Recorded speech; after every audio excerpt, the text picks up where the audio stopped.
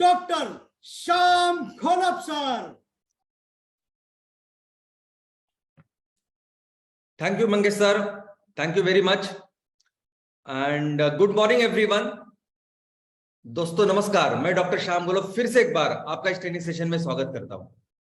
मैं आशा करता हूं कि आप सभी लोग स्वस्थ हैं और आप अपने साथ अपने परिवार का, यानी घर का परिवार और एमसीएल परिवार दोनों का ख्याल रख रहे हैं। मैं ये भी उम्मीद करता हूं कि आप सभी लोग 1 घंटा बहुत अच्छी एक्सरसाइज कर रहे हो, अपने हार्ट अपने लंग को मजबूत कर रहे हो और अपनी इम्यूनिटी को बढ़ा रहे हो। तो चलिए शुरुआत करते हैं आज के टॉपिक से। मंगेश सर, क्या मेरी आवाज सही है?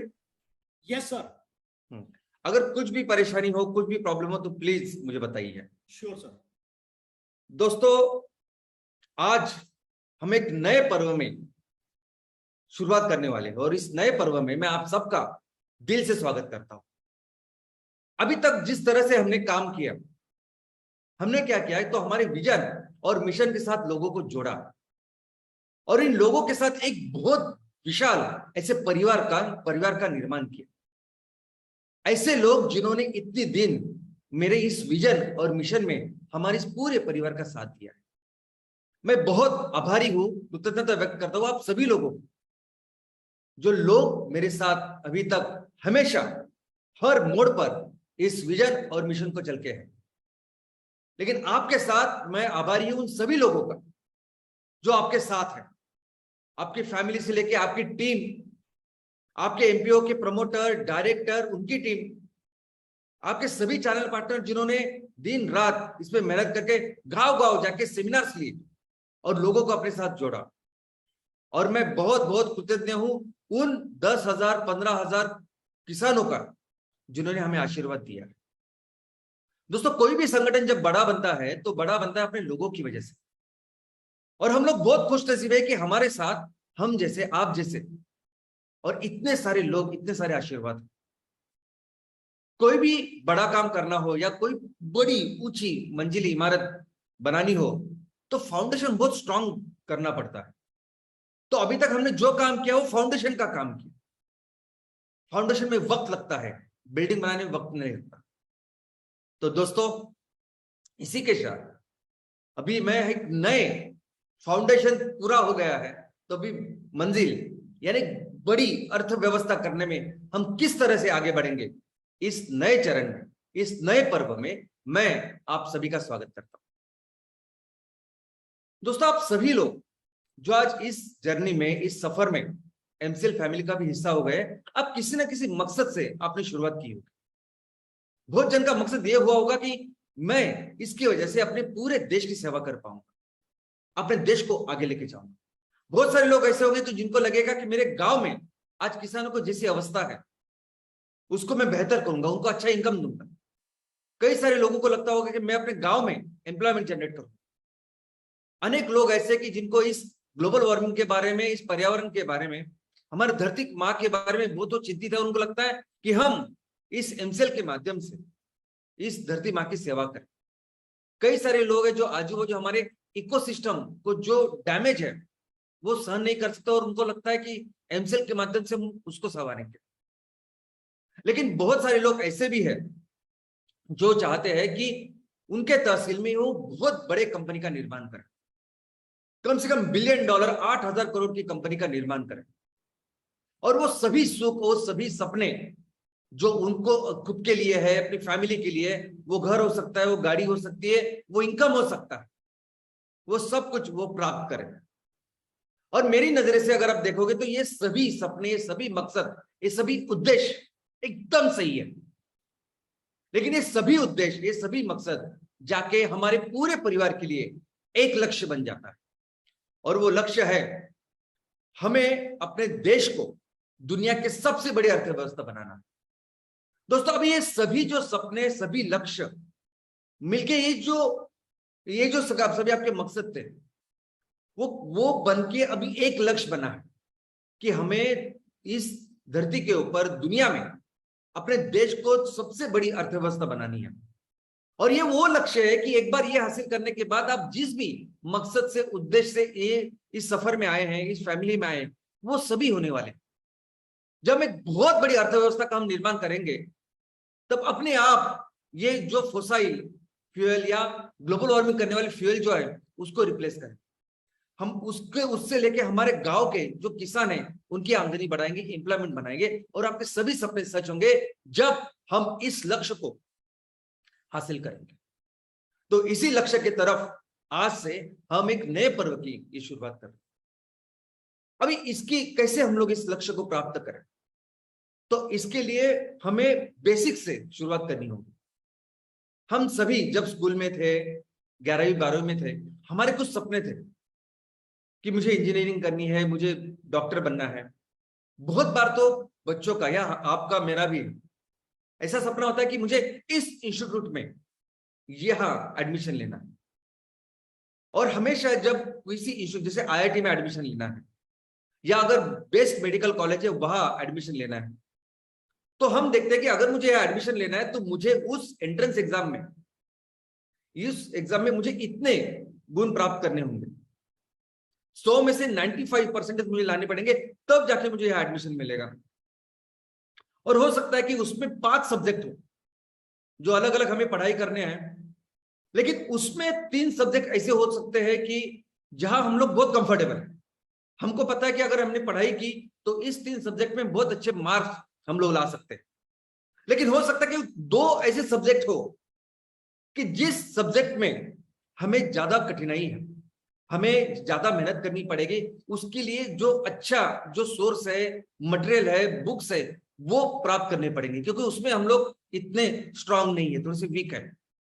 हो सकता है कि उस 2 सब्जेक्ट के लिए हम सबसे अच्छा जो टीचर है, सबसे अच्छा जो क्लास है, सबसे अच्छा जो शिक्षा दे सकता है, ट्रेन कर सकता है, वहां जाना पड़े।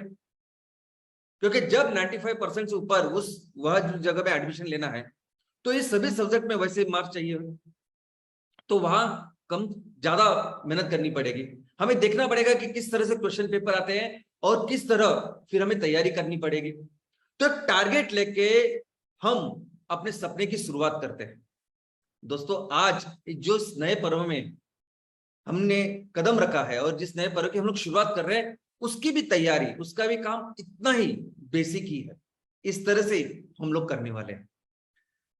सबसे पहले मैं आपको बता दूं कि हमारा जो लक्ष्य है, जहां वहां हमने देखा कि एग्जाम में अगर मुझे यहाँ IIT में एडमिशन लेना है तो मुझे इतने परसेंटाइल चाहिए। तो अगर हम अपने लक्ष्य को ऐसा करते हैं कि हमारे लक्ष्य में हमें अपने देश को सबसे बड़ी आर्थिक व्यवस्था बनानी है, अर्थव्यवस्था बनानी है, तो क्या लक्ष्य है हमारा? तो आपके सामने है। अभी 10 दिन पहले मैंने जब 10 अगस्त को लोगों के सामने जो आंकड़े रखे थे वो पिछले साल के थे, ये तो अभी इस साल के आंकड़े। इस साल यानी 21-22 में आप देख रहे हैं कि पूरी दुनिया की जो GDP है वो 100 ट्रिलियन डॉलर इतनी बन चुकी है। और इस 100 ट्रिलियन डॉलर वर्ल्ड इकोनॉमी में भारत जो है, पहला नंबर जो है वो अमेरिका का है। अमेरिका लगभग 25.3 ट्रिलियन डॉलर, इतनी बड़ी अर्थव्यवस्था है, जो नंबर 1 पे है। नंबर 2 पे चाइना है जो 19.9 यानी ऑलमोस्ट 20 ट्रिलियन डॉलर, इतनी बड़ी अर्थव्यवस्था बन चुकी है। नंबर 3 पे है जापान जो 4.9 ट्रिलियन डॉलर है। नंबर 4 पे है जर्मनी जो 4.3 ट्रिलियन डॉलर है। और नंबर 5 पे है यूके या इंग्लैंड जो 3.4 ट्रिलियन डॉलर इस पे है। और 6वें स्थान पे आज हम लोग, और हमारी जो अर्थव्यवस्था है आज की तारीख में इस 100 ट्रिलियन डॉलर में से है 3.3 ट्रिलियन डॉलर, यानी 3.25 ट्रिलियन डॉलर से थोड़ा सा ज्यादा। और जब हम बोल रहे हैं कि हमें दुनिया की सबसे बड़ी अर्थव्यवस्था बननी है, तो हमें इस दुनिया का 25% से लेकर 30% इतना जो GDP है उतना बनाना पड़ेगा। आज आप देख रहे हैं कि अमेरिका ऑलमोस्ट 25% से ज्यादा वो GDP बना रहा है। चाइना ऑलमोस्ट 20% तक जा रहा है। हमें भी वहां जाना पड़ेगा। अगर हमें 25 से 30 ट्रिलियन डॉलर की जो अर्थव्यवस्था बनानी है, तो आज जो अर्थव्यवस्था है हमारी, उस अर्थव्यवस्था के 8 से 10 गुना इतनी बड़ी अर्थव्यवस्था बनानी होगी।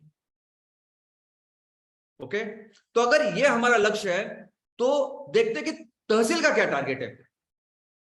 अगर पूरे देश को मिलकर अगर इतनी बड़ी अर्थव्यवस्था बनानी है तो 5,500 तहसील जिसका हमने नियोजन किया है उसका एक तहसील का क्या टारगेट होगा, क्योंकि आप जब अपने अपने तहसील में उस इकोनॉमी को निर्माण करेंगे तभी जाके पूरे देश के लिए हम वो उतनी बड़ी अर्थव्यवस्था बना सकेंगे।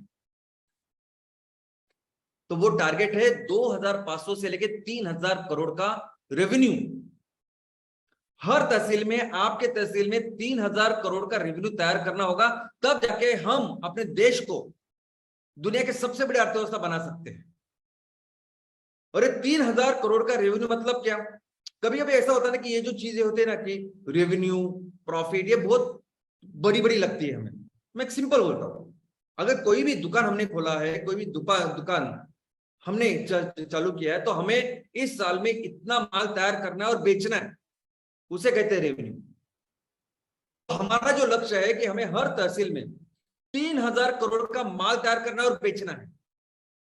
अब इसको एकदम से आप फोकस करिए कि ये हमें काम करना है, ये हमारा एक्चुअल लक्ष्य है। और इसमें भी कई सारे सब्जेक्ट्स हैं। इसमें भी है फ्यूल, उसके लिए बायोमास फार्मिंग करनी पड़ेगी। कौन सी फार्मिंग करनी पड़ेगी, क्या क्या, एक सब्जेक्ट है।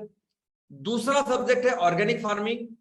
ऑर्गेनिक फार्मिंग से निकलेंगे कई सारे प्रोडक्ट, उसको हम कैसे तैयार करेंगे, कैसे बेचेंगे, एक सब्जेक्ट है। तीसरा है एमसीएल इको फ्रेंडली प्रोडक्ट्स, जो हर तरह के पेट्रोकेमिकल प्रोडक्ट्स को रिप्लेस करेंगे। उसमें हो सकता है हम बायो रबर, बायो प्लास्टिक, उसकी खेती करें। हो सकता है कि हमारे यहाँ इतने सारे जो लोग हैं जिनके पास कोई हस्तकला हो सकती है, उस हस्तकला से कुछ ऐसी चीजें बनाए जो पेट्रोकेमिकल की चीजों को रिप्लेस करें। इसके अलावा हो सकता है कि हम जहां रह रहे आजू बाजू इनलैंड और मरीन जो फिशरीज है उसकी व्यवस्था हो, तो एक सब्जेक्ट हो गया। एक और सब्जेक्ट है पशुपालन। ऐसे कई सारे तालुके हो सकते हैं कि जहां उतनी उपजाऊ जमीन नहीं होगी, तो कितने सारे लोग वहां रहते हैं, उनके साथ पशुपालन करके कौन सा बिजनेस करें कि जिससे हम लोग वो रेवेन्यू कर सकते हैं। तो यहां भी वही ऐसे 5 सब्जेक्ट, उससे ज्यादा हो सकते हैं।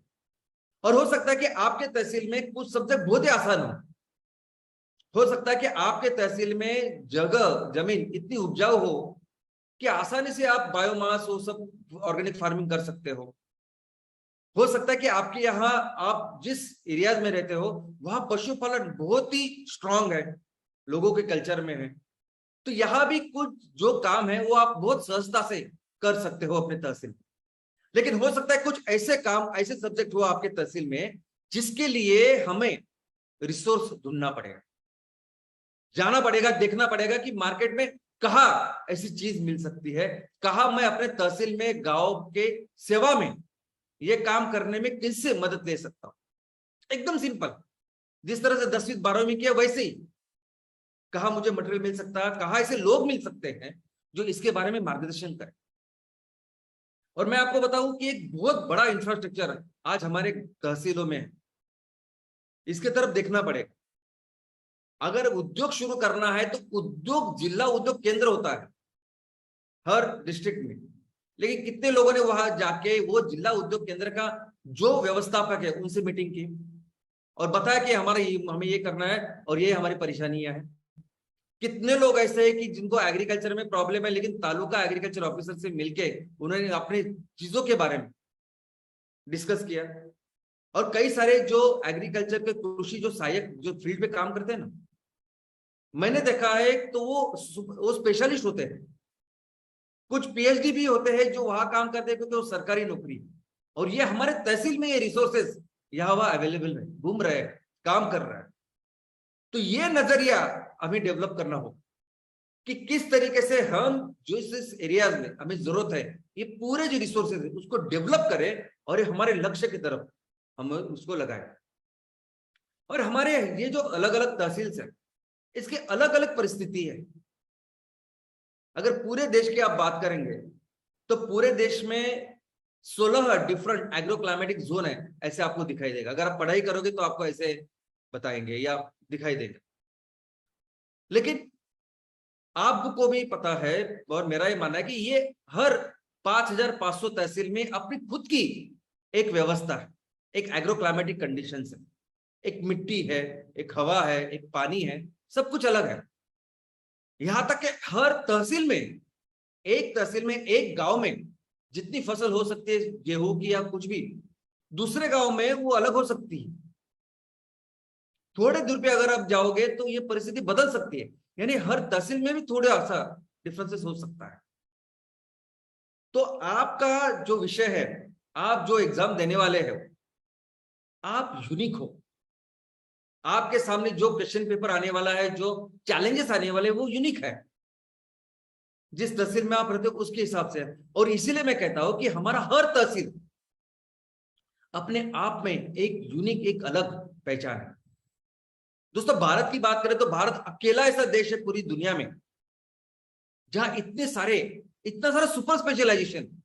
अभी ये भी चीज आपको समझनी पड़ेगी कि किसी भी देश में, ऐसा कहते हैं कि शहर, कोई भी सिटी कितनी डेवलप्ड है, अगर आपको देखना है ना, तो आपको ये देखना पड़ेगा कितने स्पेशलाइजेशन की वहां दुकानें हैं। तो मुंबई में हो सकता है कि आपको छोटी छोटी चीजों की आपको अलग अलग दुकानें मिलेगी, वहां छोटी छोटी चीजों के स्पेशलिस्ट आपको अवेलेबल हो, मुंबई, दिल्ली, बैंगलोर, यहां। और अगर परदेश में जाओगे तो वहां वही स्पेशलाइजेशन होता है। दोस्तों, ऐसा स्पेशलाइजेशन हमने इतने सालों से हर गांव में करके रखा है। हमारे हर तहसील में वो स्पेशलाइजेशन है। हमारा हर तहसील में एक खुद का अपना अनोखा कल्चर है। अपने हर तहसील में अपनी एक बोली है, चाली रीति है। हर व्यवस्था जिस तरीके से की जाती है, अपने तहसील का एक अलग स्टाइल है। और इसलिए मैं हमेशा बोलता हूं कि हमें हर तहसील को एक सुजलाम सुफलाम राज्य बनाना, एक ऐसा राज्य जो सभी चीजों में स्वयं पूर्ण हो। और क्यों कहता हूं मैं एक राज्य, क्योंकि उस तहसील में जो संस्कृति है, जो चीजें, वो बहुत अलग है। भाषा अलग है, कितनी सारी भाषाएं हमारी। तो ये जो चीज है, तो आपका जो तहसील है वो यूनिक है। सबसे पहले मैं यहां बैठ के आपको कुछ ऐसा चार्ट बनाऊं कि आपको ये करना है वगैरह, वो शायद एप्लीकेबल नहीं होगा तहसील में, क्योंकि तहसील में आपकी जमीन, आपका एग्रो क्लाइमेटिक कंडीशन, आपके लोग, उनका बैकग्राउंड, उनका हैंडीक्राफ्ट, ये सब अलग अलग है। लेकिन यही हमारी सबसे बड़ी ताकत है, ये भी आपको समझना पड़ेगा। भारत विश्व विजेता फिर से बन सकता है इसी ताकत की वजह से। ये इस ताकत को फिर से बढ़ाना, यानी उस 5 सब्जेक्ट में ये सबसे बड़ा सब्जेक्ट भी है, सबसे ज्यादा मार्क्स भी है, ऐसा आप समझ सकते हैं। और बस यही जर्नी आज से शुरू करनी है। यही हर तहसील को एक राज्य बनाने की जर्नी या पर्व हम आज से शुरू करें। रोड मैप तो कैसे करेंगे सब? तो अगर हमें तहसील में, हर तहसील में 3,000 करोड़ की इकोनॉमी तैयार करनी, यानी 3,000 करोड़ का रेवेन्यू तैयार करना है, यानी 3,000 करोड़ का माल तैयार करना है, उसको बेचना है। तो सबसे इंपॉर्टेंट चीज, सबसे इंपॉर्टेंट कमोडिटी जो कोई है, जो इस कार्य में हमें मदद करेगी, वो है ऑयल एंड गैस। इस साल जो अभी 22-23 में आप देख सकते हैं कि ऑलमोस्ट 191 लाख करोड़ इतना निवेश हो रहा है। हम कितने भी बोले ये ग्लोबल वार्मिंग, ये बाकी सब चीजें, ऊर्जा और ये फ्यूल, ये ईंधन जो है वो बहुत बेसिक है, इसके बिना तो कोई हिल ही नहीं सकता। तो सबसे ज्यादा दुनिया में बेचने जाने वाली जो कमोडिटी है वो है ऑयल एंड गैस। तो हमें भी अगर उस बहुत हमारे तहसील में ज्यादा से ज्यादा उत्पादन करके उसको अगर बेचना है और ज्यादा पैसा कमाना है, तो सबसे इंपॉर्टेंट जो है माध्यम वो है ऑयल एंड गैस। बाकी सभी चीज सेकेंडरी है, ये आप समझिए। पहली बात, सबसे ज्यादा नंबर 1 है ये ऑयल एंड गैस। और जो ही हमारे इस पूरे जो रोड मैप है, जो इकोनॉमी का डेवलपमेंट कर रहा है, उसका सेंट्रल आइडिया है। और ये बायोकोल जो बात कर रहे हैं, बायोकोल, अभी पिछली बार मैंने बायोकोल के बारे में बताया, कोयले के बारे में बताया। कोयले का अगर साइज देखोगे आप, तो पूरे तहसील में हर जगह पे अगर बायोमास भी तैयार करोगे और उससे कोयला तैयार करोगे, फिर भी 3,000 करोड़ नहीं कर पाएंगे आप, कोई भी। हमारे तहसील में तो ये कोल जो है, ये टेम्पररी अरेंजमेंट है, जो मैं आपको बताने वाला हूं। मेन जो है वो ये है दोस्तों, आने वाले दिनों में पूरी दुनिया को हमें ये साबित करना है, पूरी दुनिया को ये समझाना नहीं, करके दिखाना है। और आज ये इस मंच के ऊपर पहली बार मैं आपके सामने रख रहा हूं। अभी तक जितने भी वेबिनार हुए होंगे, जितने भी अलग अलग सब्जेक्ट हुए होंगे, मैंने ये आपके सामने नहीं रखा कभी। लेकिन ये आज से हमें इस है तो नया क्रूड बायोमास है। आप सोचेंगे कि कैसे, हमें बताने के लिए बताएंगे क्या? सिर्फ हमें अपनी मार्केटिंग करनी है, ब्रांडिंग करनी है, इसलिए कहेंगे क्या? बिल्कुल नहीं। एक बहुत ही स्ट्रॉन्ग सॉलिड इसके लिए रीजन है, टेक्निकल रीजन है, बिजनेस का इकोनॉमिक सेंस है, और ये पूरी दुनिया को आज से हम लोग बताने वाले समझते हैं। पहले ये क्रूड ऑयल का जो पूरा बिजनेस है वो कैसे बिजनेस है, उसके दो कैटेगरी हो सकते हैं। क्रूड ऑयल की एक कैटेगरी है फ्यूल की, फ्यूल यानी सभी तरह के ईंधन की, जेट फ्यूल से लेके पेट्रोल डीजल से लेके आपका एलपीजी, केरोसिन, एफओ, एलडीओ, सब कुछ। वो फ्यूल जो ट्रांसपोर्टेशन में जाता है, वो फ्यूल जो कुकिंग के लिए जाता है, वो फ्यूल जो इंडस्ट्रीज में जाता है, ये सभी एक कैटेगरी तैयार होती है इस क्रूड ऑयल से। दूसरी जो कैटेगरी है जो इस क्रूड ऑयल से निकलती है वो है पेट्रोकेमिकल प्रोडक्ट्स। ये रबर, ये प्लास्टिक, ये कैंसर तैयार करने वाले फर्टिलाइजर, ये कपड़े, ये कलर, ये कॉस्मेटिक्स, सभी तरह के केमिकल्स, ये पूरी अर्थव्यवस्था है क्रूड ऑयल की। इसलिए क्रूड ऑयल इतना बड़ा जग पे राज कर रहा है। तो अगर ये अर्थव्यवस्था है तो किस तरह से हम लोग बायोगैस को रिप्लेस करेंगे? तो ये देखिए, बायोगैस जब निकलेगी तो दो मेन कंपोनेंट है जो आप सभी जानते हैं, एक है मीथेन और दूसरा है कार्बन डाइऑक्साइड। ऑलमोस्ट प्रोपोर्शन क्या होता है कि हर किलो, 1 किलो बायोगैस में 60% ऑलमोस्ट मीथेन होता है, 55 से 60, और ऑलमोस्ट 35 से 40% होता है कार्बन डाइऑक्साइड। दोस्तों अभी ये जो मीथेन है ये वही काम करेगा जो क्रूड ऑयल का फ्यूल का कंपोनेंट करता है। हमने देखा कि क्रूड ऑयल के लिए बहुत बड़ी बड़ी रिफाइनरीज लगती है और अलग अलग प्रोडक्ट्स हम लोग तैयार करते हैं, सभी तरह के प्रोडक्ट्स तैयार करते हैं। सेम काम करेगा मीथेन। आपके ट्रांसपोर्टेशन की अगर बात करें तो हर गाड़ी, 2 व्हीलर से लेकर बस तक और 3 व्हीलर, रिक्शा से लेकर ट्रक तक, ये सभी गाड़ियां जो आज की तारीख में जो पेट्रोल पे चल रही है, डीजल पे चल रही है और ऑब्वियस जो सीएनजी पे चल रही है, इन सभी को रिप्लेस करेगा सीएनजी। गाड़ी बदलने की जरूरत नहीं आपको, सिर्फ इंजन में बदलाव करने की जरूरत है थोड़ी सी। इसके अलावा अगर कुकिंग गैस की बात करें तो कुकिंग गैस घर का हो, किसी बड़े होटल का हो या किसी बड़े चीज का हो, किसी बड़े मंदिर में अगर हर दिन वो शाला होती है जहां अनाज देते हैं, भोजन वगैरह, कहीं भी हो, वह हर जगह पे हम इस कुकिंग गैस को, इस एलपीजी को रिप्लेस कर सकते हैं हमारे मीथेन के साथ। इंडस्ट्री जहां एफओ, एलडीओ इस्तेमाल करते हैं, वहां हम लोग अपना इस मीथेन दे सकते हैं कैस्केड में, और वही कैस्केड, वो 25-30 सिलेंडर का जो कैस्केड है वही रिप्लेस करेगा।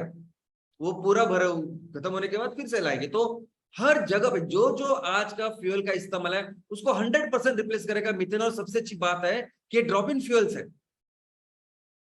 यानी इलेक्ट्रिक व्हीकल जैसे ईवी जैसे आपको पूरा सिस्टम बदलने की जरूरत नहीं है। आज जो पूरी दुनिया जिसके ऊपर काम कर रही है वहां मीथेन जा सकता है और वो इस्तेमाल किया जा सकता है। यहां तक कि इलेक्ट्रिसिटी, बिजली बना सकते हैं हम लोग इस मीथेन के साथ। तो आज फोसाइल को लेके, क्रूड ऑयल से कोयले का कोई भी इस्तेमाल अगर हो आज पूरी दुनिया में, उसको रिप्लेस कर सकता है मीथेन। और दूसरा वो है पेट्रोकेमिकल प्रोडक्ट्स। क्या देता है क्रूड ऑयल? Petrochemical product. सभी तरह के पेट्रोकेमिकल प्रोडक्ट्स जो आज क्रूड ऑयल से निकलते हैं वो निकलेंगे इस मिथेनॉल से। जो भी कार्बन डाइऑक्साइड तैयार हो रहा है हमारे यहाँ 40%, उससे मिथेनॉल तैयार होगा और इस मिथेनॉल से सब चीजें तैयार हो सकती है। ये जो आप पूरे अभी चित्र में देख रहे हैं, और मुझे लगता है कि आपने वो मेरा सेशन अटेंड किया होगा जहां मैंने सिर्फ कार्बन डाइऑक्साइड के ऊपर एक सेशन लिया। तो आज जो भी रबर, प्लास्टिक, पीवीसी वगैरह जो कुछ आपको लगता है ना, वो सभी हम लोग तैयार कर सकते हैं। और इसके बारे में मैंने अभी तक ओपनली ज्यादा कुछ कहा नहीं, लेकिन अभी हम एक नए पर्व की ओर जा रहे हैं। तो आज जो भी आपको लगता है ना वो सभी तैयार कर सकते हैं हम लोग। जो जमीन से निकाला है और उससे हम लोग जो बना रहे हैं ना, ये सभी कार्बन बेस्ड जो चीजें हैं वो अपने नेपियर ग्रास सोख लेंगे कार्बन, और उससे हम लोग तैयार करेंगे। और ये जो चीज मैं आज बोल रहा हूं, मेरी विनती है कि आप जाइए और पढ़िए इसके बारे में। इसके अलावा तो ऐसी कोई भी चीज नहीं है, पेट्रोकेमिकल से लेके फ्यूल तक ऐसी कोई भी चीज नहीं है जो आज क्रूड ऑयल से तैयार हो रही है और जिसको बायोगैस नहीं बनाता। अभी ये जो कार्बन डाइऑक्साइड वेस्ट मैंने आपको बताया, ये तो पहली बार ऐसे होगा। और इसका प्रॉब्लम क्या है पूरी दुनिया में कि कार्बन डाइऑक्साइड ही नहीं है। अब फिर से मैं वो स्लाइड दिखाना चाहता हूं, देखिए। यानी एक तरफ है कि कार्बन डाइऑक्साइड की जिससे पूरी दुनिया चिंतित है कि वो पूरी दुनिया को जला रहा है या बर्बाद कर रहा है, ग्लोबल वार्मिंग कर रहा है। दूसरा, अगर ऐसे प्रोडक्ट तैयार करने हैं, ये सभी पेट्रोकेमिकल को रिप्लेस करने वाले रिन्यूएबल प्रोडक्ट्स तैयार करने, तो उसके लिए कार्बन डाइऑक्साइड नहीं है, सबसे बड़ा प्रॉब्लम है दुनिया का। और ये कार्बन डाइऑक्साइड हमें तैयार करके देने वाले कौन है? Napier grass. ये पेड़, ये हमारा कुदरत, ये हमारी धरती माँ, जिस नेपियर ग्रास को हम लोग उगाएंगे उससे कार्बन डाइऑक्साइड निकलेगा और इतनी बड़ी क्वांटिटी में निकलेगा कि हम ये सब काम कर पाएंगे। और दोस्तों, जहां तक टर्नओवर की बात है, बिजनेस की बात है, 3000 करोड़ का जो बिजनेस हमें तैयार करना है, तो सबसे इंपॉर्टेंट है ऑयल एंड गैस, जो हमें मैक्सिमम रेवेन्यू देगा। और उसके साथ होगा ये पेट्रोकेमिकल भी।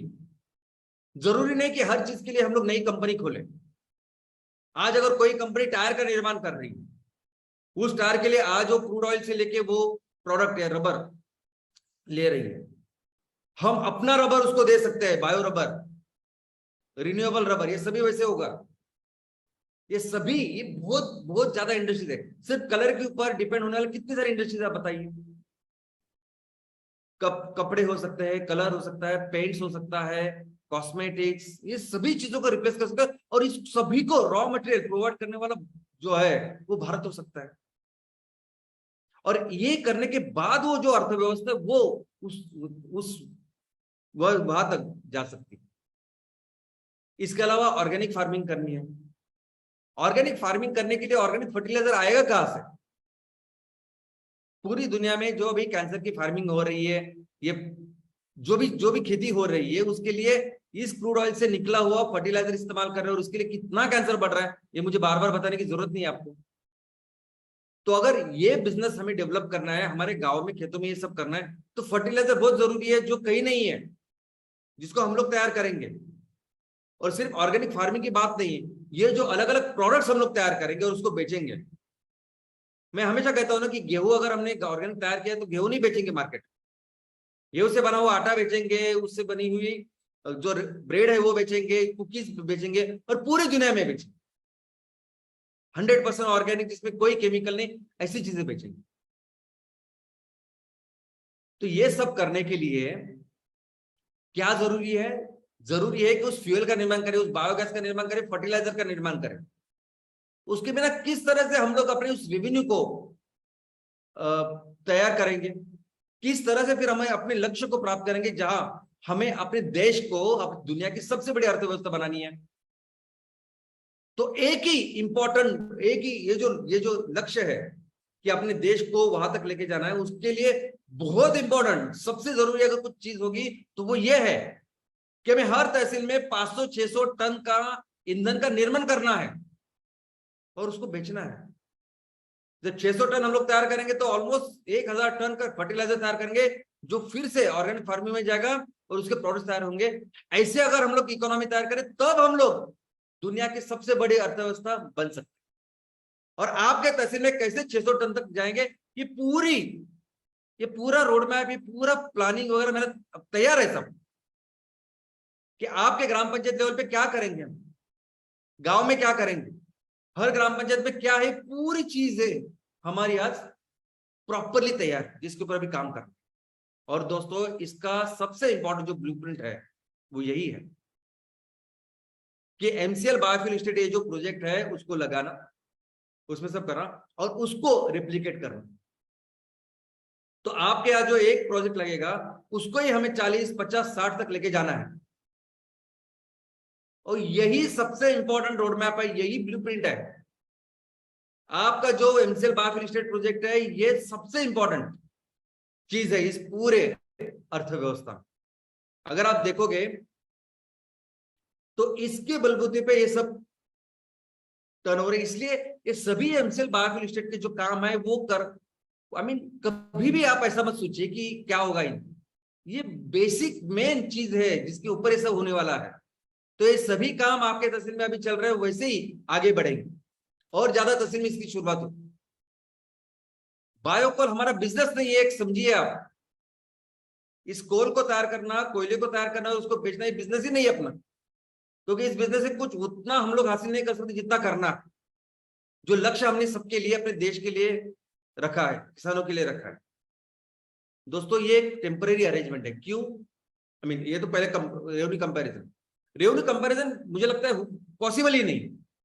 मुझे पता है कि 10 अगस्त के बाद जब आपने ये सुना होगा तो बहुत सारे लोगों ने फिर वो कैलकुलेशन शुरू की होगी, ऐसा वैसा। तो कंपैरिजन ही नहीं, ये जो मैंने आपको बताया वो है तरीका काम करने का। तो बायोकोल जो चीज है वो बिजनेस के लिए नहीं है। ये कोयला जो चीज है वो बिजनेस के लिए नहीं, वो हमारे कमिटमेंट के लिए है। आज हमने किसी को कमिटमेंट दिया है, वादा किया है, प्रॉमिसेस किए हैं, उन लोगों के लिए है ये कोयला। और वो लोग कौन है? ये किसान। ये 15,000 लोग, 10,000 लोग, जितने भी लोगों को आप मिले होंगे और जितने भी लोगों ने आपके विजन, हमारे विजन मिशन के ऊपर भरोसा रखा होगा, इनके लिए ये चीज।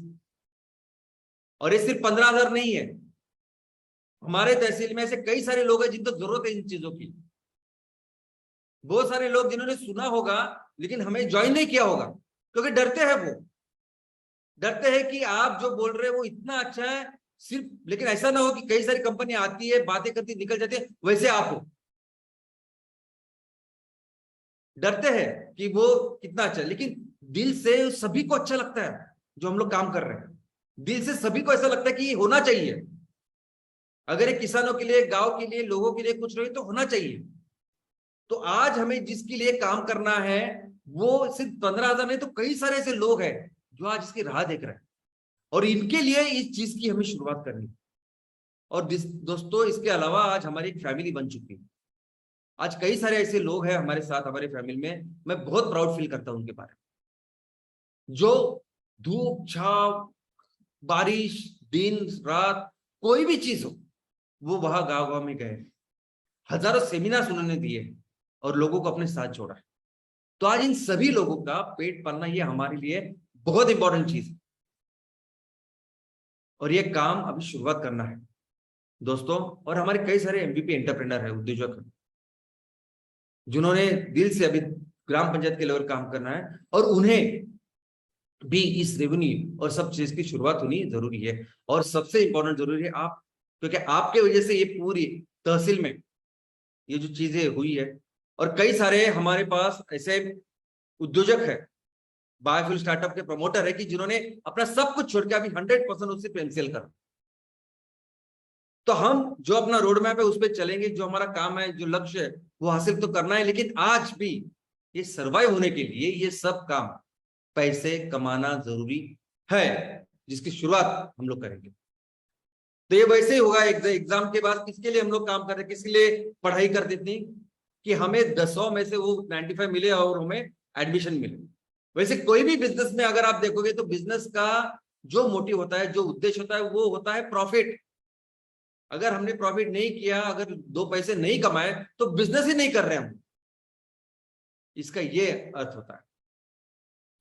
तो हमें अभी मस्ट शुरुआत करनी है, और आज से हम लोग ये शुरुआत कर रहे हैं। तो कैसे शुरुआत करेंगे, ये बहुत इंपॉर्टेंट सवाल है। तो सबसे पहले याद रखिएगा कि हमने इन लोगों को, जो हमारे किसान हैं, जो हमारे खेडूत हैं, हमारे चैनल पार्टनर, उनको क्या कमिटमेंट किया है कि नेपियर ग्रास, आप नेपियर ग्रास उगाए, हम वो 1,000 रुपए पर टन से उसको लेंगे, आप ऐसा ऐसा करिए। ये पूरा मुझे लगता है आपको सब पता ही है, हमारी कमिटमेंट है। तो इस कमिटमेंट से हमें शुरुआत करनी होगी। जो वादा किया है, जो प्रॉमिस किया है, उस प्रॉमिस को हमें पूरा करना होगा। हम अपना वादा किसी भी हालत में ना उसको ब्रेक करेंगे, ना उसको मोड़ेंगे, ना कुछ नहीं करेंगे।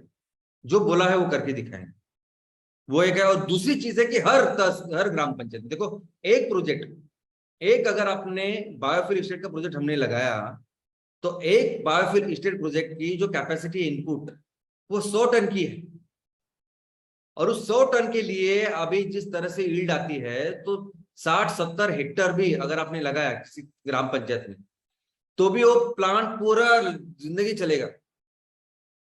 तो वो एक प्लांट से हम लोग सिर्फ 40, 50, 60, 70 किसानों को ही कैटर कर सकेंगे, ये उनकी मदद कर सकेंगे। ये 15,000 लोगों को जो हमने किया है तैयार, तो हमारी जो कमिटमेंट है, हमने जो प्रॉमिस किया, ये सभी लोगों के लिए है, सभी इन ग्राम पंचायत के लिए है, गांवों के लिए। तो उसका जो कमिटमेंट है वो इस एक प्रोजेक्ट से नहीं होगी, हमें हर गांव के लिए, ग्राम पंचायत के लिए करना पड़ेगा। तो दो चीजें हैं, नेपियर ग्रास का जो वादा है वो पूरा करना पड़ेगा, और हर ग्राम पंचायत से करना पड़ेगा। आप ये नहीं बोल सकते कि नहीं हमारे प्रोजेक्ट पूरा होने दीजिए, माल बेचने दीजिए, बाद में हम लोग वहां उस ग्राम पंचायत में जाएंगे। और इस नेपियर ग्रास से हम लोग क्या करते हैं, ये हमारा विषय है, ये आपका मेरा जो अपनी जो उद्योजक है, ये हमारा सवाल है, ये उन लोगों का नहीं जिन्होंने हमारे ऊपर भरोसा रखा है। तो अगर हमारी जो कैपेसिटी, तो क्या फोकस क्या है, हमारा ट्रैक क्या है, हमारी ब्लूप्रिंट क्या है कि हमें बायोफ्यूल शीट तैयार करने मैक्सिमम, जैसे हमने देखा कि 600 टन के ऊपर जाना है और उसको बेचना है, तब जाके अर्थव्यवस्था वहां तक जाएगी। ये सिंपल हमारा रोड मैप। लेकिन आज की तारीख में अगर इतना सारा नेपियर ग्रास तैयार हो रहा है, तो आज क्या इमीडिएटली तैयार करके बेच सकते हैं, आज कौन सी कैपेसिटी हमारी फास्ट तैयार हो सकती है, तो शायद वो ये हो सकती है। तो इसीलिए ये है। और हर ग्राम पंचायत में हमारा एक उद्देश्य है कि हमें हर ग्राम पंचायत में 100 हेक्टर इतना बायोमास तैयार करना है, 100 हेक्टर के ऊपर बायोमास की खेती करनी है। वो भी कैलकुलेशन आने वाले दिनों में मैं आपको बताऊंगा कि हर ग्राम पंचायत में कितनी जमीन है, और मुझे लगता है कि आपको बहुत सारे लोगों को पता भी है। तो उस जो 600-700 हेक्टर जो कुछ जमीन आज आपके ग्राम पंचायत में, उसकी सिर्फ 100 हेक्टर और मैक्सिमम 20% इतने जमीन के ऊपर बायोमास फार्मिंग करनी है, जिसके अगर जो अभी कैलकुलेशन करें जिस ईल्ड से जो मिल रही है, तो हम लोग 5 करोड़ रुपए जनरेट करेंगे वहां रेवेन्यू हर साल हर ग्राम पंचायत के लिए। लेकिन जिस तरह से आप लोग शानदार काम कर रहे हैं, तो 500 टन नहीं, बहुत ज्यादा टन हर हेक्टर में प्राप्त हो रहा है। हमारे कंडूबेरी जो उद्योजक है, उन्होंने सर्टिफिकेट ही लिया है कि 1600 टन प्रति हेक्टर तक हो गए, ऐसा सर्टिफिकेट लिया कि इतने हम लोग कर सकते हैं। तो जो भी है, तो जितना भी अगर बायोमास तैयार हो, उतना हम लोग उसके हिसाब से उस ग्राम पंचायत में रेवेन्यू का जनरेशन कर सकते हैं। और इस 100 हेक्टर की शुरुआत हम लोग आज करेंगे इस 10 हेक्टर से। तो 100 हेक्टर जब करना है, तो उसके पहले 10 हेक्टर के साथ शुरुआत करेंगे। वो करते करते कितने ही सारी चीजें हमें पता चलने वाली, समझने वाली, और उसके हिसाब से हम लोग, मेरा पीछे बहुत बैकग्राउंड आ रहे हैं आवाज? No sir. No sir, okay, thank you. तो इस 100 हेक्टर बायोमास के लिए जाने के लिए पहले देखना पड़ेगा हमें, जैसा हमने देखा कि हर तहसील में, हर ग्राम पंचायत में अलग अलग व्यवस्था है, अलग अलग एग्रोक्लाइमेटिक कंडीशन, अलग मिट्टी है, अलग सब कंडीशन है। तो वैसे हम लोग 10 हेक्टर से चालू करेंगे, हमें वो 100 हेक्टर तक जाना है। और सिर्फ 100 हेक्टर करने के बाद साथ भी हम अपने तहसील के लिए लगभग 40 लाख इतने साल का CSR तैयार कर सकते हैं। और वही सिर्फ बायोमास के बेस पे वही CSR 40 लाख से लेकर 400 लाख तक जा सकता है। तो आज जो भी छोटी छोटी प्रॉब्लम है हमारे सामने गांव के लिए, स्कूल में हो सकता है, मेडिकल स्किल में हो सकता है, रोड के लिए हो सकता है, ये सभी चीजें हम लोग सॉल्व कर सकते हैं आज से। आज से 10 हेक्टर, अगर आपके पास 40 ग्राम पंचायत है, तो 40 ग्राम पंचायत से हम इस 10 हेक्टर के बिना पर 40 लाख साल का जनरेट कर सकते हैं गांव के लिए, तहसील के लिए। तो सोचिए कितना बड़ा कंट्रीब्यूशन है। तो मुझे अभी इतना डिटेल में इससे बताने का कारण यह है कि मुझे इस बात पे पूरी क्लैरिटी चाहिए। आप जो तहसील के प्रमुख हो, आज ये मीटिंग सिर्फ जो प्रमुख की उनकी है, उनके लिए रखी है। मुझे आपके मन में ये जो रोड मैप है पूरा क्लियर चाहिए, इसके बारे में बिल्कुल कोई डिस्कशन, कोई डायवर्जन कुछ नहीं चाहिए। मुझे लगता है कि अंत तक, जब तक हम ये हासिल नहीं करते, तब तक पूरी तरह से आपका ये जो क्लैरिटी है, जो फोकस है, वो उस उद्देश्य में होना चाहिए कि हमारा फोकस है कि ऊपर दिल्ली की तरफ जाना है, नीचे बैंगलोर की तरफ नहीं। और कभी भी आने वाले दिनों में ये डाइवर्ट नहीं हुआ। तो यही इसकी जरूरत थी। तो कैसे हम लोग शुरुआत करेंगे? तो दोस्तों, अगर आपने बिजनेस की शुरुआत करनी है तो पहले आपको इस बिजनेस के सेक्टर को समझना पड़ेगा। अभी तक जो भी काम हमने किया ना, एक एनजीओ के जैसे काम किया। ये सेमिनार करते हैं, गांव में जाके लोगों को मिलते हैं। कौन करता है? कौन सी कंपनी, कौन सी कॉर्पोरेट कंपनी? एक कंपनी मुझे बताइए, आज स्वतंत्र आजादी मिलने के बाद 75 बरस हो गए। हमारे देश की कंपनियां, बाहर की कई सारी कंपनियां, कौन सी कंपनी है मुझे बताइए जो गांव में जाके ये काम करती जो हम लोगों ने किया? कई सारी ऐसी भी कंपनी जो एग्रो बेस्ड है, आज भी है ना, कई कितने सालों से, मैं उनका नाम नहीं लेना चाहता, बड़ी बड़ी कंपनी है जो एग्रीकल्चर में इक्विपमेंट दे सकती है, देखती है, बाकी कुछ करती है, बहुत सारा। कौन सी कंपनी ऐसा काम करती है जो एमसीएल कर रही है? अभी तक, आज तक ऐसा एमसीएल जैसा काम सिर्फ एनजीओ करते हैं, सिर्फ एनजीओ जिनको दिल से लगता है और गांव में जाके ऐसा काम करते हैं। आज तक ऐसा काम कौन करता है? कॉर्पोरेट देखे तो कॉर्पोरेट में एक डिवीजन होता है, सीएसआर का डिवीजन। तो जितना प्रॉफिट होता है उसका कोई कुछ पैसा वो सोसाइटी के लिए रखते हैं और उस हिसाब से काम करते हैं। तो अभी तक लोग हमेशा ये समझते हो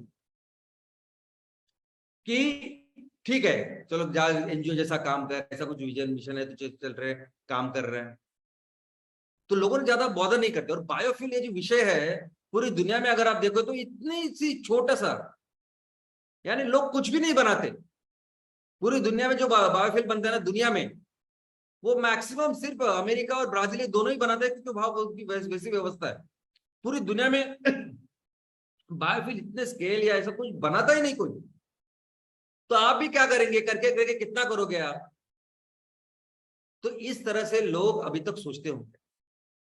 अभी हम बिजनेस में एंटर कर रहे हैं दोस्तों, समझिए, जब हम लोग बिजनेस के एंटर कर रहे हैं, जो सोच लेके हम लोग चल रहे हैं, जो लक्ष्य लेके हम लोग चल रहे हैं, इस लक्ष्य में अभी की जो व्यवस्था है ऑयल एंड गैस की, उसको रिप्लेस करने की बात कर रहे हैं हम। और ये बिजनेस नहीं है, ये कंपटीशन नहीं है, युद्ध है, युद्ध। अभी तक हिस्ट्री में जो औद्योगिक क्रांति के बाद जितने भी युद्ध हुए, वो सिर्फ हुए हैं इस ऑयल एंड गैस, इस एनर्जी के लिए। पहला विश्व युद्ध, दूसरा विश्व युद्ध, ईरान इराक युद्ध, यहां तक कि आज जो रशिया ने यूक्रेन के साथ जो युद्ध किया है, वो भी, उसका भी कारण है ये ऑयल एंड गैस। आज की तारीख में रशिया दुनिया का सबसे ज्यादा मालदार करता और बेचता है। ये crude oil, natural gas Russia में सबसे ज्यादा बेचता है रशिया दुनिया में। 10% उसका हिस्सा है मार्केट। और ये जो यूरोप है, यूरोप में तो 40% से ज्यादा नेचुरल गैस रशिया से जाती है। और ये पूरी जो पाइपलाइन वगैरह है, ये यूक्रेन से जाता है, क्योंकि ये यूक्रेन किसी दौर में पूरे रशिया का भाग था, हिस्सा था। तो अभी लेकिन वो अलग अभी देश हो गया। अभी यूक्रेन अलग देश होने के बाद पूरी जो यूरोपियन की वो संगठन है नाटो, वो कहता है कि मैं वहां जाऊंगा, रशिया बोलता है नहीं जाने का, लेकिन वो गया। फिर भी एक भी यूरोपियन देश उसके साथ खड़ा नहीं रहा। क्यों? क्योंकि सभी देशों को ऑयल और गैस आज रशिया से जा रहा है। किसी की हिम्मत नहीं रशिया को नहीं, आज यूक्रेन के सामने कंडेम किया लोगों ने कुछ, लेकिन बस बाकी कोई नहीं करता, ये रशिया के सामने कोई खड़ा नहीं, क्योंकि पूरी एनर्जी का कंट्रोल उसके हाथों में है। और उसको यूक्रेन पे कंट्रोल चाहिए, क्योंकि वो सभी पाइपलाइन यूक्रेन से जाती है। तो ये है क्रूड ऑयल, ये है बिजनेस, कि जिसके हाथ में जो है वो किसी को नहीं देखता, इतनी जरूरत उसकी हो सकती है। और ये भी 10-12 दिन पहले हमारे यहाँ जैसे लोकसभा के अध्यक्ष होते हैं, जो बहुत बड़ी पोजीशन है, वैसे ही अमेरिका के जो अध्यक्ष होते हैं, राष्ट्राध्यक्ष, उनके नीचे अगर कोई पोजीशन है तो उनके संसद का जो अध्यक्ष है, वो हमारा लोकसभा अध्यक्ष हुआ, तो वो दूसरे स्थान पे होता है। और वो लेडी, नाम मुझे अभी याद नहीं आ रहा, वो मैडम उस ताइवान में गई, जिसको चाइना ने बोला था कि जाने का नहीं, और जाने के बाद चाइना ने पूरी दुनिया के सामने इनको ललकारा के वार्निंग दी कि जरा भी कुछ किए तो हम युद्ध चालू करेंगे, और ऐसा वैसा नहीं, एकदम न्यूक्लियर तक जाएंगे। और ताइवान के सामने वो जो आपने न्यूज में पढ़ा होगा कि उन्होंने भी अपने इस युद्ध का सराव किया, सराव विराव कुछ नहीं किया, दागे उन्होंने मिसाइल्स हुआ। इतनी जरूरत है चाइना की। चाइना में अभी हमने देखा फॉसिल फ्यूल, क्रूड ऑयल, अभी रिन्यूएबल फ्यूल सेक्टर, ये जो सेक्टर है उसमें पूरा कंट्रोल है चाइना का। ईवी के नाम पे जितनी भी कंपनियां हैं अमेरिका में जो अभी इलेक्ट्रिक व्हीकल बनाती है, वो सब 100% कंट्रोल है यहाँ का, क्योंकि उनको सभी बैटरी देती है चाइना। कुछ नहीं कर सकता अमेरिका अगर चाइना ने ये किया तो, बंद किया तो खुला, क्योंकि इसको पास इतना कंट्रोल है, इसलिए खुला चैलेंज दिया और इतना ललकारा सबके सामने। तो ये होता है बिजनेस, ये होता है। और हम अभी जब बिजनेस की बात कर रहे हैं दोस्तों, आपको पता है सिर्फ 10 हेक्टेयर की, सिर्फ 10 हेक्टेयर अगर आप अपने ग्राम पंचायत में इस बायोमास फार्मिंग को करेंगे, नेपियर ग्रास को करेंगे, तो पूरे देश में हम लोग 375 मिलियन टन इतना कोयला तैयार करेंगे। जो भारत का आज की जो जरूरत है वो 40% तक इतना कोयला तैयार करेंगे। आज पूरी दुनिया में भारत दूसरे स्थान पे है कोयला का तैयार है और कोयला का इस्तेमाल करने वाले। तो जितना कोयला भारत को लगता है 40%, तो सिर्फ 10-10 हेक्टेयर में हम लोग तैयार करें। तो यह स्केल, जिस स्केल के बारे में दुनिया ने कभी सोचा नहीं, वो स्केल की बात कर रहे हैं आज एमसीएल। और सिर्फ हवा में बात नहीं कर रहे, हमारे पास इतने लोग हैं, आप हो जो जिस लेवल पे हम लोग ये काम कर रहे हैं। तो और ये बायोकोल जो है, अगर आपको लगता होगा कि हम लोग बायोमास लेंगे और उसको कंप्रेस करेंगे और बेचेंगे मार्केट में, तो वो नहीं है। जिस बायोकोल की मैं बात कर रहा हूँ, उस बायोकोल की कैलोरीफिक वैल्यू किस तरह से वो कोल को रिप्लेस करेगा, ये सब सोच के रखा है। उस प्रोडक्ट को बनाएंगे हम। ये सिर्फ ब्रिकेट तैयार करके जिसकी कैलोरीफिक वैल्यू बहुत कम है, मॉइस्चर ज्यादा है, ऐसे हम लोग नहीं बेच सकते मार्केट। वो तैयार करेंगे जो 100% कोल है और उसको बेचेंगे, और उसकी डिटेल में मैं आपको बताऊंगा। तो दोस्तों ये बिजनेस है ही नहीं। आज कोल तैयार कर कोयला बेच रहे हैं, उसको के हम लोग अपना कोयला तैयार कर रहे हैं और बेच रहे हैं, बस इतना सिंपल है। वो अगर फ्यूल, ईंधन और ऊर्जा का काम करे, तो हम लोग भी ईंधन और ऊर्जा का काम करते हैं और उसको बेचने वाले। तो ये कंपटीशन कुछ है ही नहीं। वो दुनिया, ये सब जो लोग काम में काम कर रहे, वो ऐसा नहीं देखेंगे कि आप भी धंधा करो, मैं भी धंधा करता हूँ, हम लोग चले, ऐसा नहीं होता। और ये लोग इतने बड़े हैं, इतना उनका प्रेजेंस है, इस तरह से उनके कनेक्शंस हैं, इस तरह से ये पूरा जो स्ट्रक्चर है, आज से नहीं कई सालों से हम लोग कॉम्पीट ही नहीं कर सकते।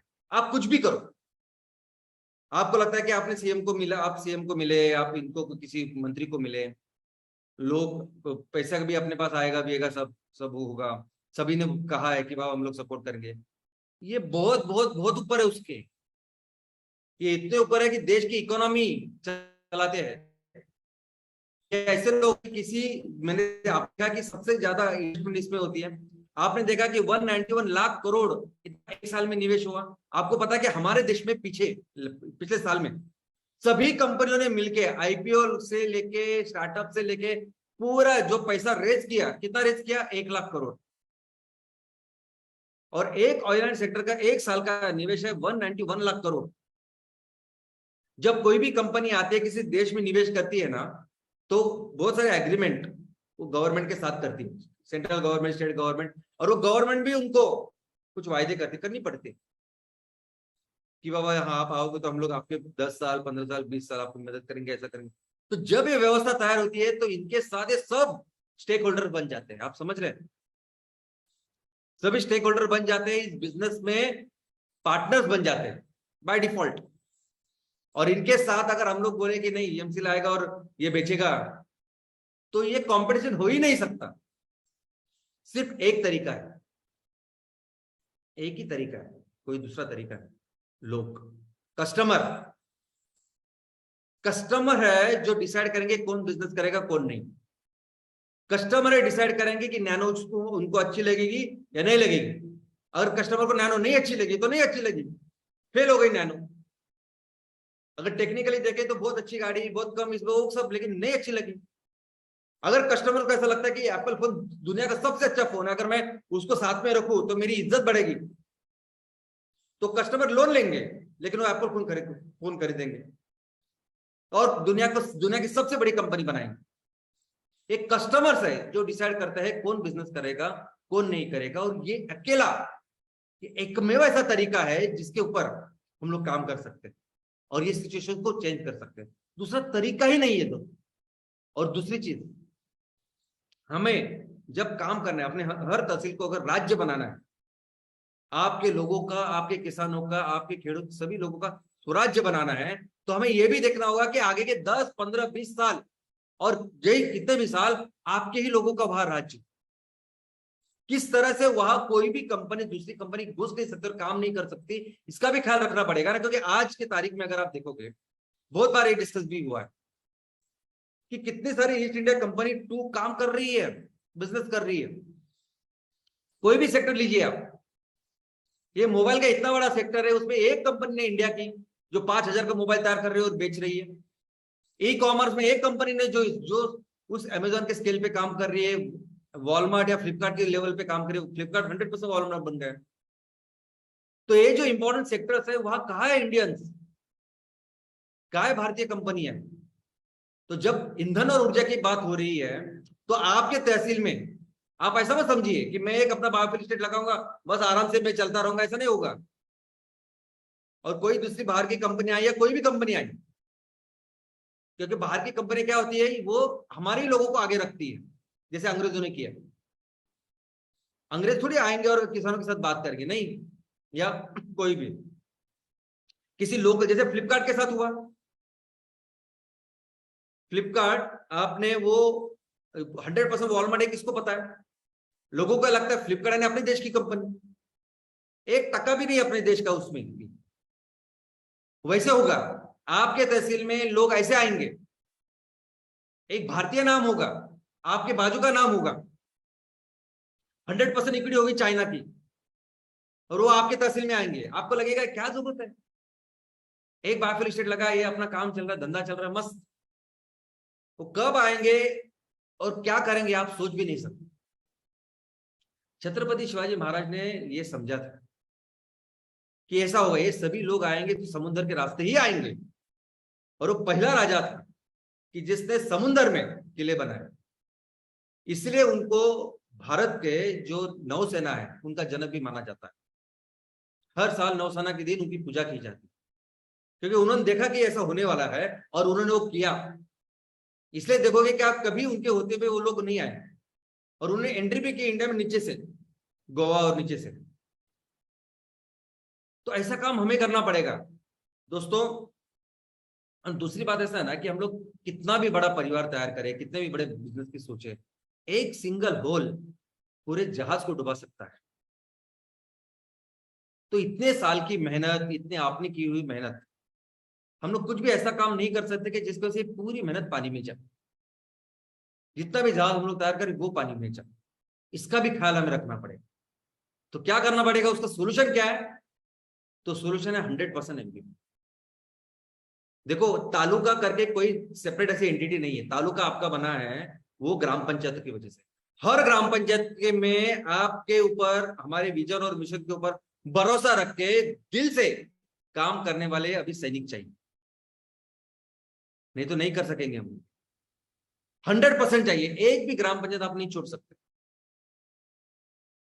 इतने थोड़े से छत्रपति शिवाजी महाराज जब शुरुआत की, थोड़े से लोग थे, और इतने बड़े सेना को होने वाले, बहुत अच्छा एग्जाम्पल जो हमारे सामने है। हमें देखना पड़ेगा कि कैसे आप जैसे लोग हर ग्राम पंचायत में डटे हैं, जो अपने देश के लिए, अपने गांव के लिए, किसानों के लिए काम कर रहे हैं, दिल से काम कर रहे हैं, और जो भी कमा रहे हैं उनको दे रहे हैं। ऐसे लोग हर ग्राम पंचायत में करने हुए 100% एमवीपी करना होगा एग्जीक्यूशन के लिए। ये वियतनाम, आपको पता है, ये युद्ध, अमेरिका जब दूसरे महायुद्ध के बाद अमेरिका जीत गया, विजयी हो गया। कैसे विजय हुआ? तो उसने जापान को पूरी तरह से बेचे रख किया, पूरी तरह से बर्बाद हो, अणुबॉम्ब डालने के बाद कुछ नहीं बचा। तो अमेरिका सबसे बड़ी ताकत बन गया, और तभी युद्ध चालू हुआ अमेरिका का इस वियतनाम के साथ। छोटा सा देश वियतनाम, इतना छोटा सा। अभी अमेरिका का लगा कि बस में हम लोग जाएंगे और कुछ घंटे में उनको पूरी तरह से परास्त करके आ जाएंगे। इतने विमान, इतने उनके हेलीकॉप्टर्स वगैरह सब, अभी कई सारे पिक्चर्स है वो आप देख लेना इंटरनेट के ऊपर। लेकिन उसके बाद वियतनाम 20 साल तक अमेरिका से लड़ा, और अमेरिका को हराया, सिर्फ लड़ा नहीं, हराया 20 साल तक। कोई हमें कंपैरिजन ही नहीं हो सकता। किस तरह से? क्योंकि उन्होंने पढ़ा इस छत्रपति शिवाजी महाराज ने कैसे काम किया, क्यों उन्होंने हराया इतनी बड़ी सेना को, और हमेशा इतना बड़े साम्राज्य का निर्माण किया, कैसे किया, वो उन्होंने पढ़ा। और यही कारण है कि आज उनके संसद के सामने छत्रपति शिवाजी महाराज का बहुत बड़ा पुतला, ये उनका, जैसे हमारा संसद है नई दिल्ली का, वैसे उनके संसद के सामने सबसे बड़ा ये आप जो देख रहे हैं ना, ये उनका पूरा स्टैच्यू है, ये कंट्रीब्यूशन। और दोस्तों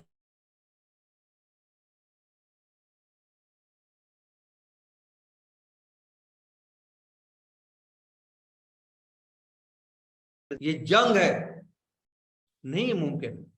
छत्रपति शिवाजी महाराज ने वही किया ना, जो उनकी चीज थी, जो उनका लक्ष्य था, जो स्वराज्य का निर्माण करना, उस लक्ष्य के साथ सभी लोगों को जोड़ा, जिस तरह से अभी आपने किया। लेकिन वो हर हफ्ते एक जगह पे रह के करना पड़ेगा, हर हफ्ते लोगों को दिखाना पड़ेगा कि आप खड़े हो उनके लिए।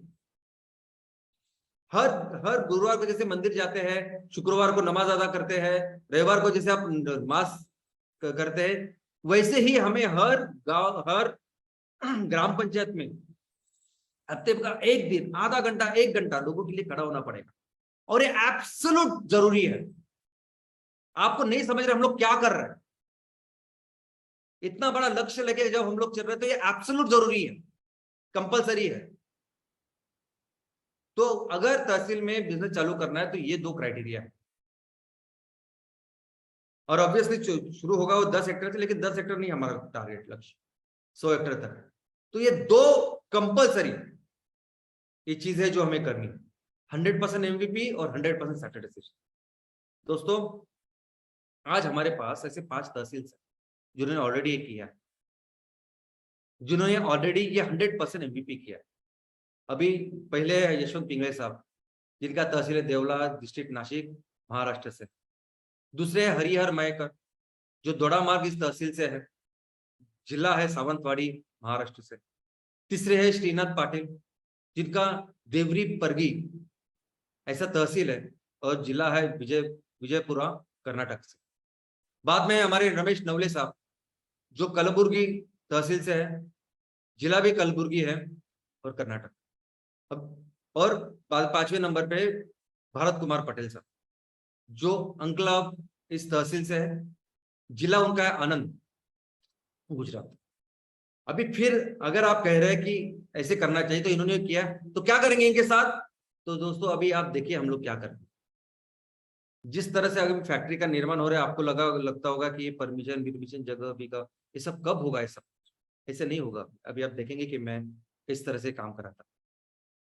आपने कभी देखा कि वॉर फ्रंट में जब सैनिक जवान काम करते हैं, किसी ब्रिज का निर्माण करना है तो कैसे काम करते हैं, वैसे होगा। पूरी प्राथमिकता सिर्फ इसके ऊपर होगी। और इस जगह में जब अभी ये 10 हेक्टेयर का नेपियर ग्रास की हम लोग काम चालू करेंगे, तो जब किसान हमें ये फसल देंगे उसके पहले ये फैक्ट्री तैयार होगी, पूरी चीज। ऐसे काम अभी आने वाले दिनों में करेंगे, मैं करूंगा। तो एक नया, और इस जहां तक MVP की बात है, देखो MVP यानी आपको अभी आपको उसको आपके पास अभी वो परमिशन नहीं है बेचने की या अपॉइंट करने की। बेचना नहीं, अपॉइंट करना है राइट वर्ड। आप नहीं करेंगे अभी अपॉइंट MVP में, यानी किसी के घर में जाओ, किसी के 4 बार उनको बोलो कि MVP करो, MVP करो, ऐसा नहीं होगा अभी कुछ। हमारा एक अभी प्रोसीजर होगा, हमारा एक सेंट्रलाइज सेमिनार होगा, वेबिनार ऑफ कोर्स ऑनलाइन, और वो फीस के साथ होगा। 100-200 रुपए की कुछ भी फीस हो, लेकिन फीस हो लेंगे हम लोग। और जिनको लगता है कि वो ऐसे है जैसे आप लोग हो, वो लोग आए, उस सेमिनार को अटेंड करें। वो सेमिनार हमारे जो सबसे जो सीनियर लोग हैं वही लेंगे सिर्फ। और वो करने के बाद हम डिसाइड करेंगे कि MVP से के साथ काम करेंगे नहीं करेंगे, उनको चुनेंगे नहीं चुनेंगे। ऐसा नहीं कि कोई किसी ने फॉर्म भरा तो हमारे ऊपर उन्होंने एहसान किया, ऐसा नहीं।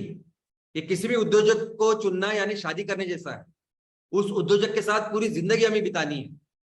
अगर उसको वो मिशन, वो विजन सब समझ में आता है तो सही है, अगर नहीं आता तो हम लोग राइट कैंडिडेट के लिए रुकेंगे, लेकिन वो ऐसा काम करेंगे। और आपको देखना है, आपको सिर्फ राइट जो प्रोस्पेक्ट आपको लगते हैं, जिनमें काबिलियत है, जो आपके जैसे है, जो हमारे गांव का विकास ऐसे कर सकते हैं, तो आपका काम है सिर्फ उनको सेमिनार को आप अटेंड करवाना बस। और ऐसा सेमिनार हम लोग अभी आपको आज ही पता चलेगा कि कब कर रहे हैं। और दोस्तों ये जो ये चल रहा है ना एमवीपी, जल्दी कीजिए, आज करिए, आज साइन कीजिए, आपको ये क्या है? आई मीन ये कुछ सेल नहीं लगा इधर। और बिल्कुल ऐसा मैं आपको अभी बेचने नहीं दूंगा इस पर, या किसी को अपॉइंट करने नहीं दूंगा। ये वैसे होगा जैसे आज एमपीओ को करते नहीं।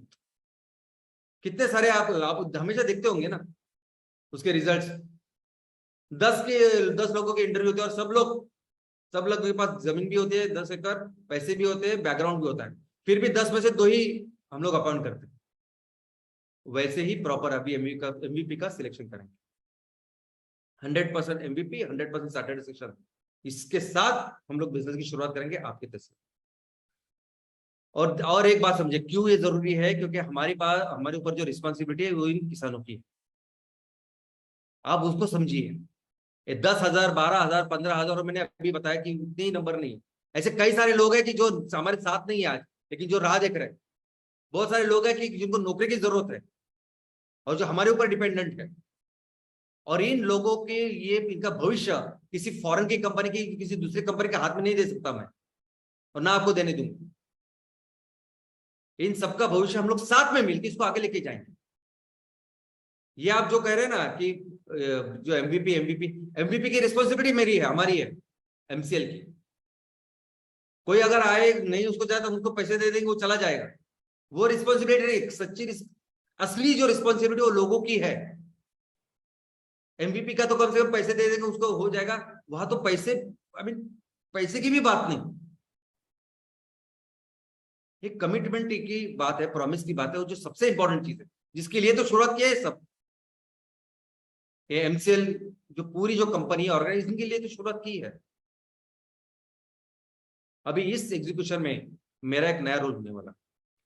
दोस्तों अभी तक आपने देखा कि हर हफ्ते शुक्रवार को मैं आता था, मैं अलग अलग टॉपिक के ऊपर आपको मैंने बताया, हम लोग डिस्कस किया या जो भी नॉलेज शेयर किया। ये थ्योरी बहुत हो गया। अभी मेरा रोल आज से बदल रहा है। मैं इसमें, जैसे मुझे एडवाइजर बोलते हैं, तो वैसे मैं अभी इस एग्जीक्यूशन का चीफ एडवाइजर हूं, ऐसा आप समझिए। और मेरा एक ही अभी मिशन है कि आपके तहसील में बिजनेस की शुरुआत करना, आपके तहसील में इनकम की शुरुआत करना। और वो इनकम का पहला जो हकदार है वो किसान। और किसान से लेके आपके चैनल पार्टनर से लेके आप सभी को एक अच्छा रिस्पेक्टेबल इनकम लाना, ये अभी एग्जीक्यूशन। और जो मैं कर दोस्तों, मैं हर हफ्ते हर हफ्ते 8 बजे मैं वैसे ही रहूंगा जिस तरह से आ जाता हूँ या कितने दिन तक आया, लेकिन सब्जेक्ट एक ही होगा, वो है बिजनेस। क्या किया आपने तहसील में, क्या कर रहे हैं आप, वो मैं हर तहसील में देखूंगा। और इसमें कोई एक्सेप्शन नहीं है। आप ऐसा मत समझिए कि एमसीएल के पास अभी 700 कंपनी है, उसमें से 300-400 कंपनी ने काम किया, बाकी कंपनी ने क्या फर्क पड़ता, वैसा नहीं कुछ। कोई भी तहसील एक्सेप्शन नहीं है। हर तहसील में वहां जो लोग रह रहे हजारों लाखों, उनकी जिम्मेदारी अपने ऊपर है। तो अगर आप नहीं काम कर रहे हो तो हम लोग आपके पीछे पड़ेंगे और काम करवा के लेंगे आपसे, कि उनको इनकम मिलनी चाहिए और आपको भी मिलनी चाहिए उससे। अगर आप सोए हो तो आपको जगाएंगे उससे। और यही काम होगा मेरा हर हफ्ते मैं आपका डैशबोर्ड लेके आऊंगा।